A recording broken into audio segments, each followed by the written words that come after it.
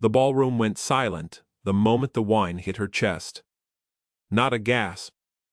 Not a whisper. Just the terrible, ringing quiet of 200 people watching a woman in a black uniform stand perfectly still while Merlot bloomed across her white apron like a wound. And in the far corner of that silence, at a table no one dared approach, a man in a charcoal suit set down his fork with a click that somehow felt louder than a gunshot. But we are getting ahead of ourselves.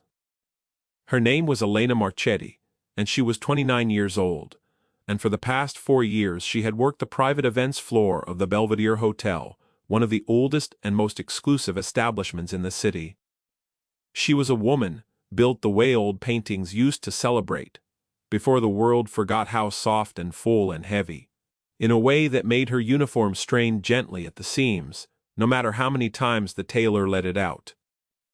She had a round, warm face with a soft double chin, wide hips that made her walk with a slight, careful sway, heavy full arms, a broad torso, and a large bust that she tried, without much success, to disguise beneath the boxy cut of the service jacket. She was not slim. She had never been slim. And though the world had made 100 small efforts to make her feel ashamed of that fact, she had, over long years, arrived at a quiet, tired peace with her own body. She was kind. That was the first thing anyone honest would have said about her. She remembered the names of the dishwashers and the birthdays of the busboys. She slipped extra bread rolls into the pockets of the janitor whose wife was sick. She apologized to doors when she bumped into them. She was also, by every metric the Belvedere used to measure such things, invisible. The other waitresses were tall, sharp-boned girls, with photographs in modeling portfolios and ambitions that stretched past the marble lobby. They tolerated Elena the way one tolerated a piece of old furniture, useful, unremarkable, occasionally in the way. The head of banquet services, a thin woman named Vittoria, with a mouth like a paper cut, made a point of assigning Elena to the tables furthest from the important guests. The reasoning was never spoken aloud. It did not need to be. Spy. And then there was Table 9. Table 9 sat in the eastern corner of the private dining hall, half hidden by a folding screen of dark carved wood, positioned so that the man who sat there could see every entrance and every exit at once. He had reserved that table every Thursday evening for 3 years and 2 months. He came alone. He ordered the same thing. He tipped in cash in an amount so large the first time it happened that Elena had run after him into the street to return what she thought was a mistake. He had looked at her that first night with eyes the color of wet slate, and he had said, in a voice so quiet she had leaned forward to hear it, that it was not a mistake. Then he had gotten into a black car that seemed to swallow all the light on the street, and he had driven away, and she had stood on the curb holding an envelope full of $100 bills, feeling for the first time in her life that something had noticed her. His name, according to the reservation book, was Mr. Rossi. The other waitresses called him something else when they thought Elena could not hear. They called him the Silent King. They called him the man with the graveyard eyes. They said in the giggling, breathless way that servers say such things in kitchens at 2 a.m, that he was the head of the entire Adriano family, that he owned half the port and most of the judges, that men had been known to disappear for looking at him wrong. Elena did not believe most of it. She believed some of it. She had learned, working 4 years in a place where senators tipped badly and priests drank too much, that you never quite knew what the man across the tablecloth was capable of, and it was safer not to ask. What she did know was this: Rossi always requested her section. He always asked, in that low, measured voice, how her week had been. He listened to her answers as though they were briefings from a general. And once, when she had come to the table with a small bandage on her thumb from a kitchen accident, he had gone very still, and then he had said, in a tone that had made the wine steward 2 tables over drop a corkscrew, that she should be more careful. That she should always be more careful. She had not understood it then. She would understand it later. The night the wine hit her chest was the night of the Castellani engagement gala. And the Castellanis were the kind of family who owned 3 newspapers and a shipping line, and enough silence in the right ears to make small problems disappear. The bride-to-be was a woman named Serafina, and the groom was a man named Marco Castellani. And Marco Castellani had grown up in a house where no one had ever told him no. Elena had drawn the short straw, as she always did, and been assigned to the outer tables, the ones for cousins and business associates, and the sort of guests who came for the champagne and left before the toasts. It was, she thought, a small mercy. She would not have to face the head table. She would not have to feel Vittoria's eyes on her back. But halfway through the second course, Marco Castellani stood up from the head table with a glass of wine in his hand, and he began to walk. He was drunk in the loose, dangerous way that rich men are drunk. The way that makes them believe every room is their own. He was looking for something to be amused by, and his eyes, roving the room like a searchlight, landed on Elena. She was standing at the service station, arranging bread baskets, and she was, at that moment, entirely absorbed in the small work of being competent. She did not see him coming. "You," he said, and the sound of his voice made her freeze. "You there. The big one." She turned. She smiled, because she had been trained to smile. She said, "Yes, sir. How can I help you?" Marco Castellani looked at her the way a boy looks at an insect he is about to pull the wings off of. He said, loudly enough for the surrounding tables to hear, "Who lets you work in a place like this? Look at you.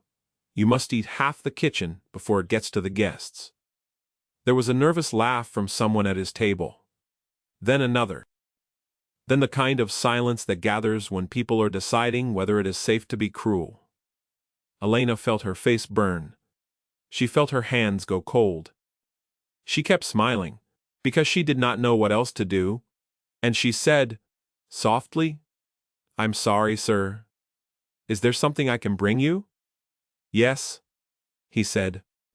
And he lifted his glass, and he tilted it, slowly, deliberately, and he poured the entire contents of a $200 bottle of Merlot down the front of her white apron.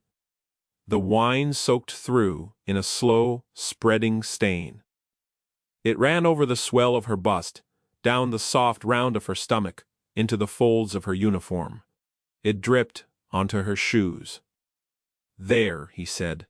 "Now you match the tablecloth." That was when the ballroom went silent. Elena stood there. She did not cry. She did not move. She could feel every eye in the room on her, and she could feel, more terribly, every eye that was not on her. Every polite face that was suddenly very interested in the flower arrangements, every waiter frozen with a tray in his hands, every friend of the Castellanis who was pretending very hard that nothing was happening. Vittoria was standing near the kitchen door with her arms crossed, and her expression was one of quiet, satisfied vindication. No one moved. No one said a word. And then, from the far corner of the room, from the table, half hidden by the folding screen, a fork was set down with a small, precise click. The man at table 9 stood up. He did not hurry. He did not raise his voice. He simply rose from his chair, and he adjusted the cuff of his charcoal suit with the calm indifference of a man arranging his desk, and he began to walk across the ballroom toward the head table. Every step he took, the silence deepened. Elena watched him come, and she felt, without knowing why, that the temperature of the room had dropped several degrees. She saw the way the waiters stepped aside for him without being told. She saw the way the sommelier, a man who had served kings, pressed himself against the wall and lowered his eyes. She saw the way Marco Castellani, still grinning, still holding his empty glass, began, slowly, to stop grinning. Rossi walked past Elena without looking at her. But as he passed, he did something small, something that no one else in the room noticed. He took the pocket square from his own breast pocket, a folded triangle of dark silk, and without breaking stride, he pressed it into her hand. Then he continued walking. He stopped at the head table. He looked at Marco Castellani, and he said in a voice so quiet that the people at the next table had to lean forward to hear, "You will apologize to her?" Marco Castellani laughed. It was a nervous laugh, the laugh of a man who has just realized he does not know who he is standing in front of. He said, "Excuse me, who the hell are you?" Mr. Rossi did not answer.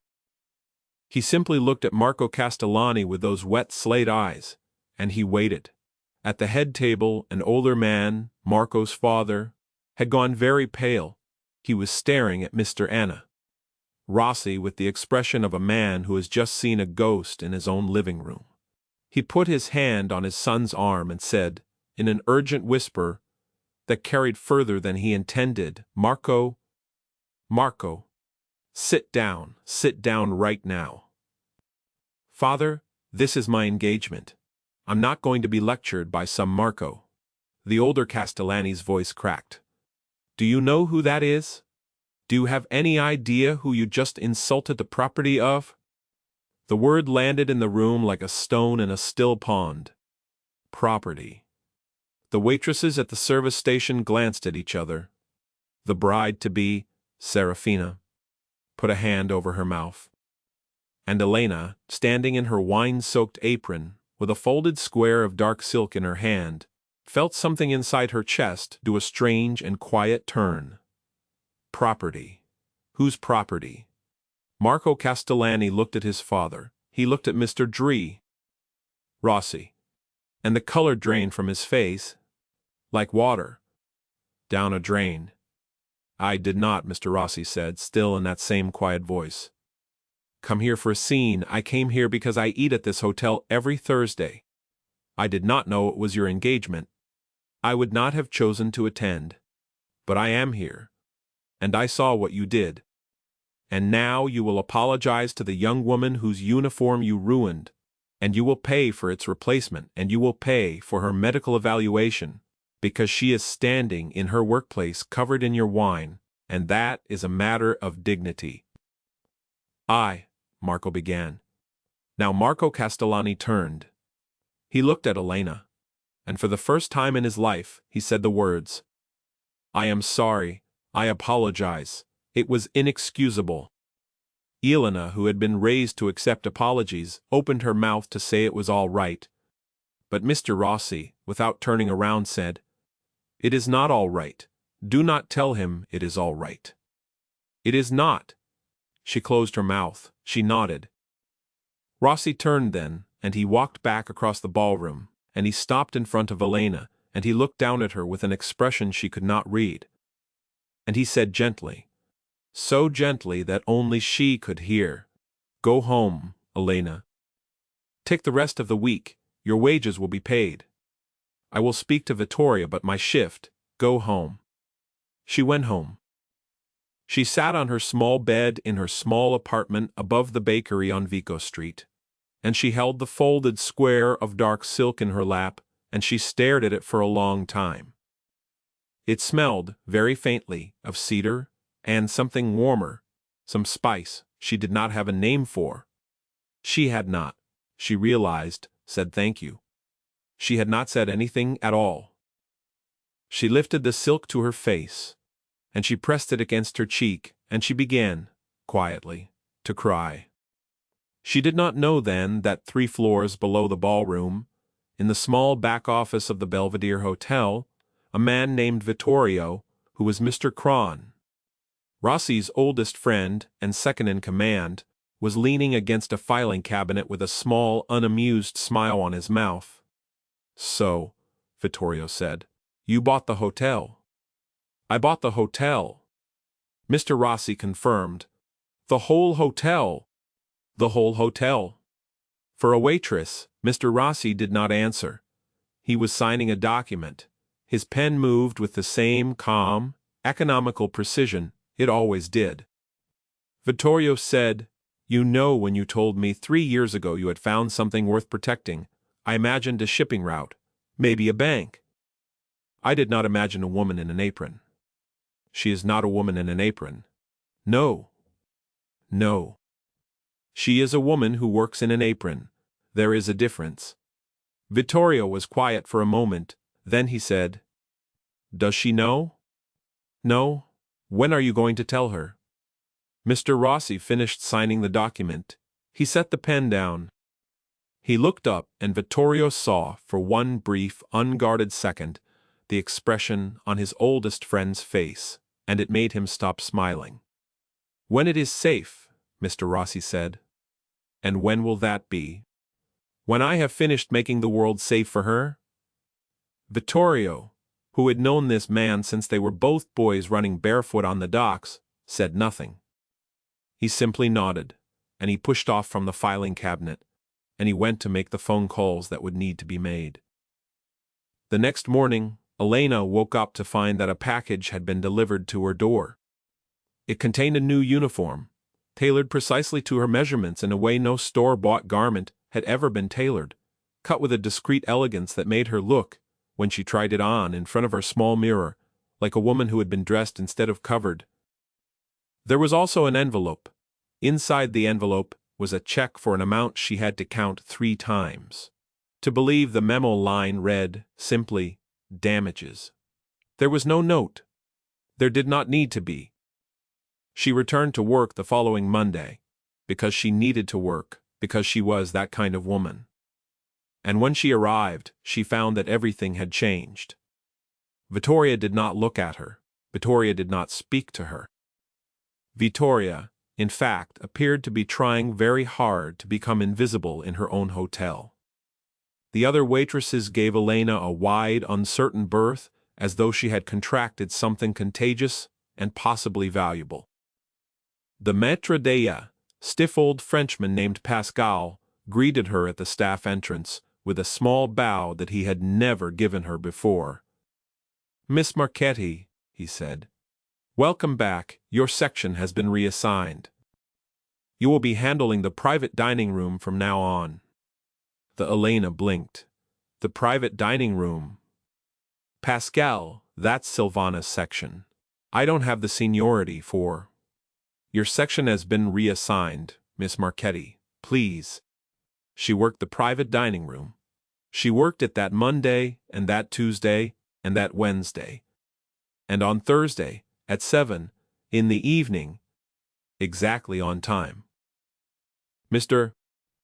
Rossi came in and sat at his usual table, which had been moved, without her being told, into her new section. He said, "How has your week been, Elena?" She looked at him. She looked at his charcoal suit, and his wet slate eyes, and the small, quiet, terribly gentle attention with which he was looking at her, and she said, before she could stop herself, "Why did you do all of this?" He was silent for a long moment, then he said, "Do what?" "The uniform, the check, the section, the—" she hesitated, "the apology." He was quiet again. Then he said, "You were owed." "I was owed." He looked at her, and for the first time in 3 years and 2 months, she saw something move behind his eyes. Something that was not calm, at all. Something that was in fact terrible, in its patience and its restraint. And he said, "By everyone, Elena. By everyone who ever failed to see you." She did not answer. She could not answer. She set the water glass down on his table, and her hand was shaking. And she turned, and she walked back to the service station, and she stood there for a long moment with her back to the room, trying to remember how to breathe. That was the beginning of it, the beginning at least of her knowing. The weeks that followed were strange. Small things happened, and each small thing was on its own explainable, but taken together, They began to form a shape that she could not ignore. Her rent, when she went to pay it, had been paid for the year. The landlord, a kind old man named Bruno, would not tell her by whom. He would only say, with a shrug and a smile, that it had been settled, that a very polite young man had come by with a briefcase and had settled everything. Her mother, who lived in a small town 2 hours north, and who had been on a waiting list for a hip replacement for 8 months, was suddenly called by the hospital and told a slot had opened up. The surgery was performed by the best orthopedist in the country. The bill, when it came, said 0. Her younger brother, who had been struggling to get into a decent culinary school, received an acceptance letter and a full scholarship from an institution that had 3 weeks earlier rejected him. The bakery on the ground floor of her building, which had been in danger of closing because the owner could not compete with a chain that had opened across the street, received an anonymous investment large enough to renovate the entire storefront. The chain across the street, meanwhile, quietly went out of business. Elena began to notice other things too. She began to notice that when she walked home at night, there was always somehow someone else on the street. A man reading a newspaper under a lamppost. A woman walking a dog. A car parked at the corner with its engine running. They were never the same people, but there was always someone. And she was never, she realized, actually alone. She mentioned it, once, to her best friend, Chiara, who worked at the flower shop 3 blocks over, and who was the only person Elena had ever felt truly seen by.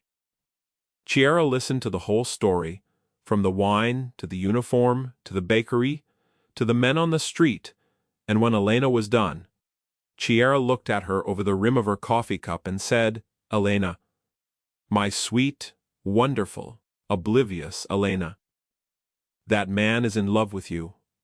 He is not. He bought a bakery for you. He bought a bakery for the neighborhood. He paid for your mother's hip. He is a philanthropist. He has men following you home so you don't get murdered on the way to buy tomatoes." Elena set down her coffee. She said, "Chiara, be serious." Chiara reached across the small cafe table, and she took Elena's hand in both of her hands, and she said, "Elena, I am being serious. I am being more serious than I have ever been. That man loves you. Anyone with eyes can see it. The whole neighborhood can see it. The whole city can see it. The only person who cannot see it is you." Elena did not answer. She looked out the window of the cafe. Across the street, a man in a dark coat was pretending to read a newspaper. He had been there for an hour. She said, quietly, "But why me?" And Chiara, who was cheerful and encouraging, and who pushed Elena to take risks, said the most serious thing she had ever said in her life. She said, "Elena, why not you?" The Thursday after that conversation, Elena went to work, and she served Mr. Rossi his dinner. And when she brought him his coffee at the end of the meal, she sat down, uninvited, in the chair across from him. He looked at her. He did not seem surprised. She said, "I know what you have been doing," he said. "Do you?" "The rent, my mother, my brother, the bakery, the men on the street." "Yes. You admit it. I do not lie to you, Elena. I have never lied to you."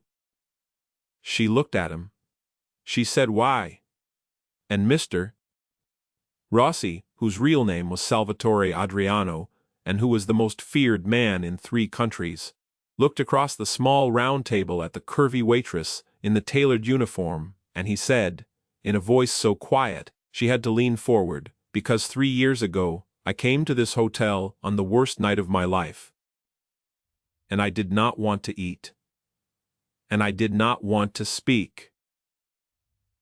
And I did not want to be alive.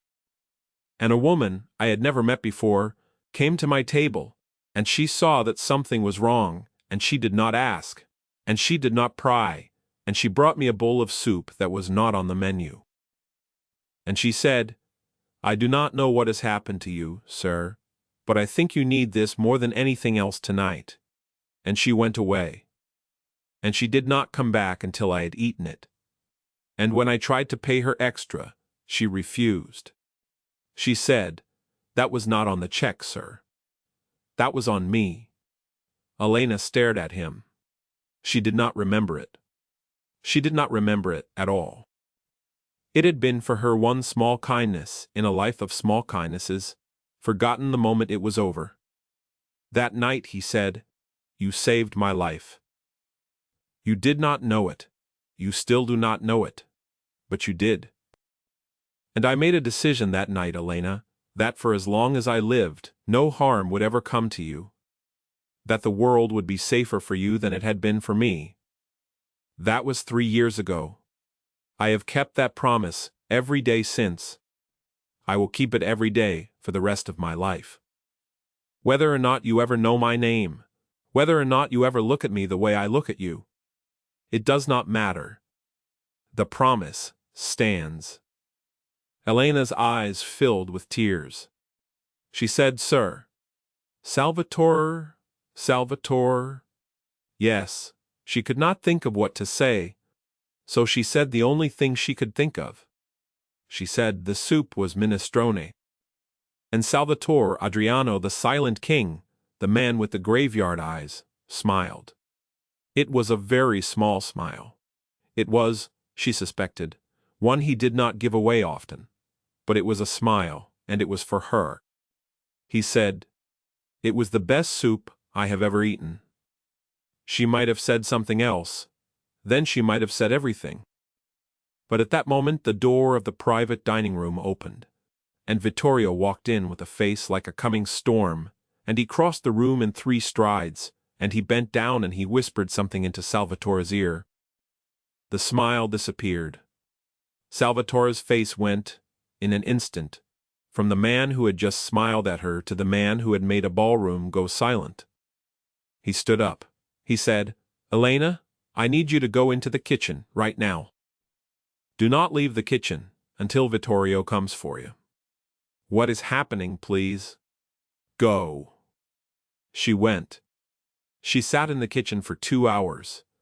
The chefs did not speak to her. The dishwashers did not speak to her. Everyone knew, somehow, that something was wrong. And then Vittorio came, and his face was gray. And he said, "Elena, there is a problem. I need you to come with me." He took her out through the service entrance. There was a black car waiting. There were 4 men around the car, and each of them, she realized, was armed. She got into the car. Vittorio got in beside her. And as the car began to move, he said quietly, "Elena, someone has taken your mother." Everything went cold. "Taken her," Elena said. "Taken her how?" "She is in the hospital. She is recovering from—" "I know, someone went into the hospital. 6 men, they took her out of her room. We do not know where she is. But we will find her, I promise you. We will find her." "Who? The Castellanes?" The Elena could not process it. But that was months ago. The wine, that was months ago. Marco apologized to his father. His father is not the problem. Marco is not the problem. There is someone above them. Someone who saw what happened that night, and saw an opportunity. Someone who has been watching us. For a long time. Who? Vittorio hesitated. Then he said, "His name is Corvino. He is the only man in this city who has ever stood against Salvatore and lived. He has been trying to find a weakness for 6 years. He found one." Elena understood. Then she understood, with a clarity that felt like being punched in the stomach. "Me," she said. "I am the weakness." Vittorio did not answer.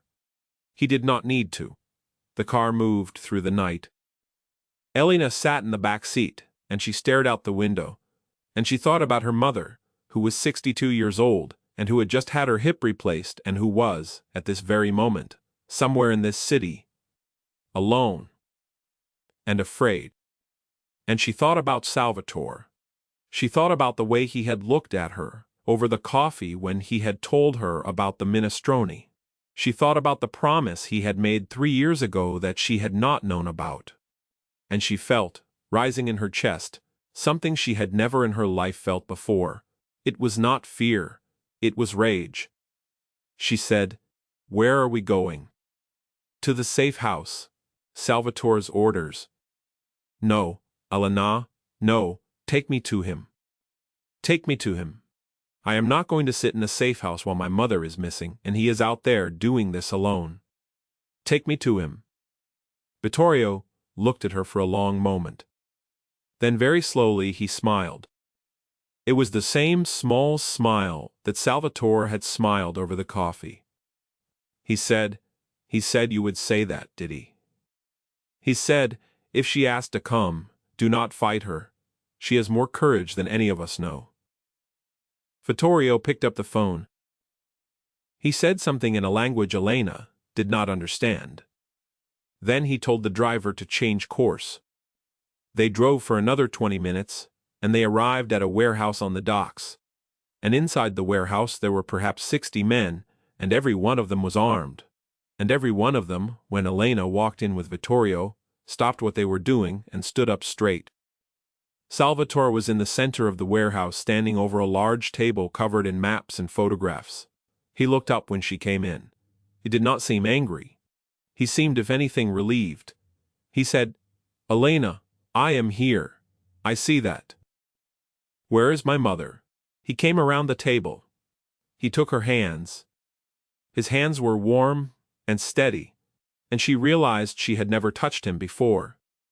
"Not really," he said. "I know where she is. We are going to get her right now. I need you to stay here with Vittorio, where I can be certain nothing will happen to you. Can you do that for me?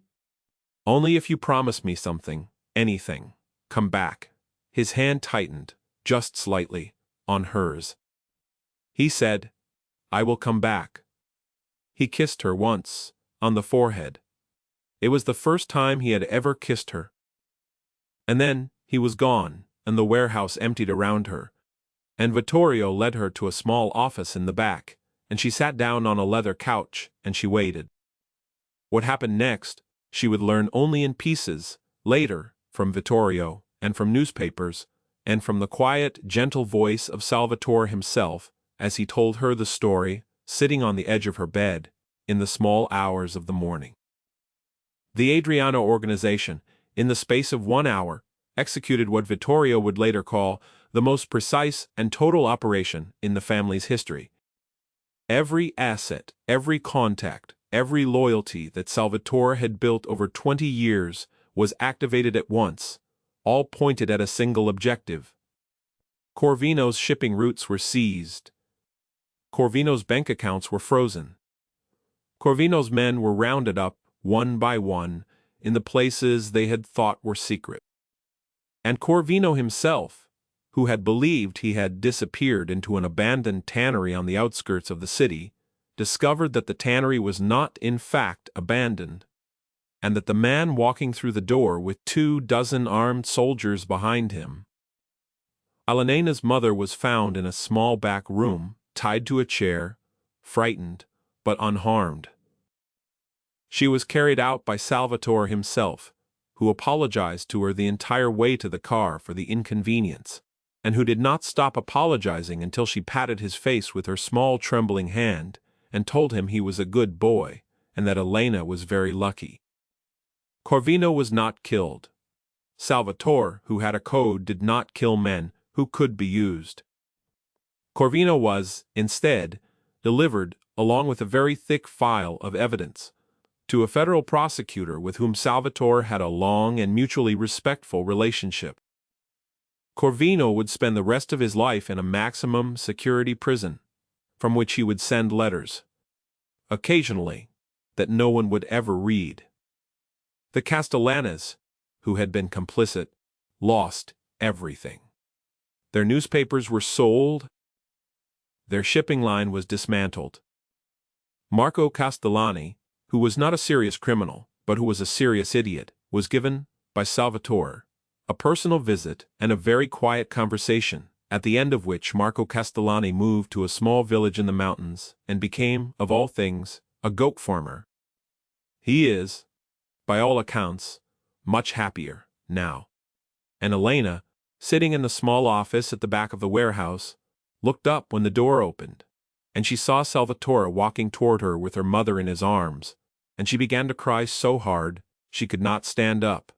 End quote. He set her mother down on the couch. He knelt in front of Elena. He took her face in his hands. He said, "I came back."